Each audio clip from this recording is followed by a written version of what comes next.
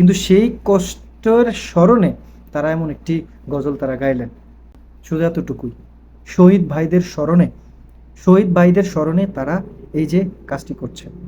আসসালামু আলাইকুম রহমতুল্লাহ। দর্শক, এই যে স্ক্রিনে দেখতে পাচ্ছেন, আপনার ঢাকায় শহীদদের স্মরণে কিন্তু আপনার বর্তমানে ছাত্র আন্দোলনকারী যে সমস্ত ছাত্র ভাই বোনরা, তারা কিন্তু আপনার মাওলা ইয়াসাল্লিমু একটি গজল আছে, সেটি কিন্তু তারা সবাই মিলে গাইলেন।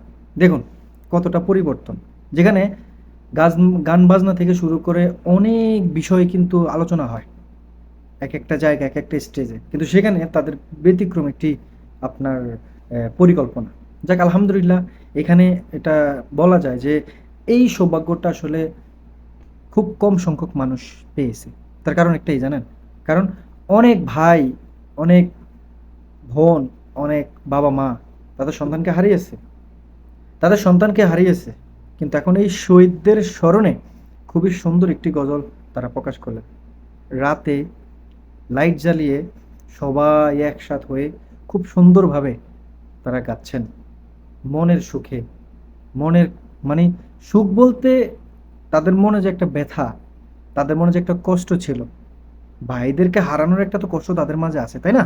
কিন্তু সেই কষ্টের স্মরণে তারা এমন একটি গজল তারা গাইলেন। যদিও তারা এখন কিন্তু খুশি, যথেষ্ট পরিমাণে খুশি, কিন্তু তারা তাদের ভাইকে আর ফিরে পাবে না। সেই শহীদদের ভাইদেরকে আর তারা ফিরে পাবে না।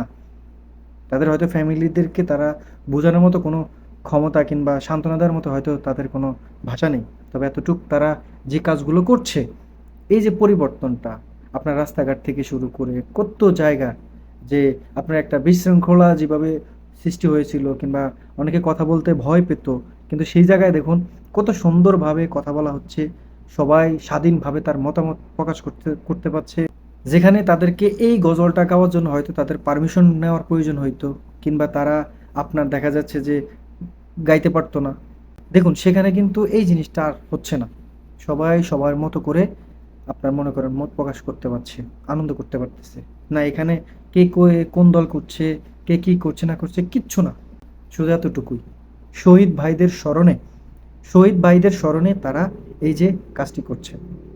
খুবই সুন্দরতম একটি মুহূর্ত ছিল, এবং সেখানে যারা উপস্থিত ছিলেন, প্রাণপ্রিয় ভাইরা, ছাত্র ভাইরা এবং অন্যান্য যে মানুষগুলো তারা ছিলেন, তারা আসলে সেই আনন্দটা উপভোগ করতে পেরেছেন। কেমন লেগেছে, সত্যিকার অর্থে কেমন লেগেছে সেই সময়টা, আপনারা যারা সেখানে ছিলেন অবশ্যই আপনারা জানাবেন কমেন্ট বক্সে কমেন্ট করে। আর যারা এখনও চ্যানেলটিকে সাবস্ক্রাইব করেননি, অবশ্যই সাবস্ক্রাইব করে রাখবেন আর ভিডিওটা শেয়ার করবেন। দর্শক ভালো থাকবেন, সুস্থ থাকবেন। ইনশাআল্লাহ দেখা হচ্ছে নতুন আরেকটা ভিডিওতে।